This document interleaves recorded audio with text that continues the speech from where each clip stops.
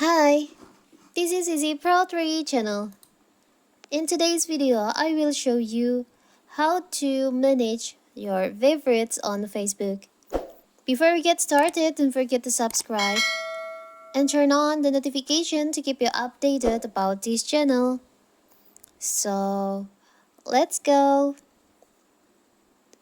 When you add friend and pages to your favorites on Facebook, their posts will be shown higher in your feed. You'll see the news post first. You can manage favorites at any time. Friends and page won't be notified if you add or remove them. You are unable to add group to favorite. So how to do it if you want to manage your favorites on Facebook? So simple. So you can go to the three lines over here. You can tap on the search bar here. You can just enter favorites and there will be show the favorites on here. You can tap on that. Here's all the favorites page and account on your Facebook. You can manage. Tap on manage favorites.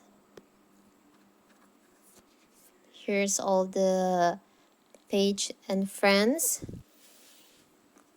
that's on your favorites.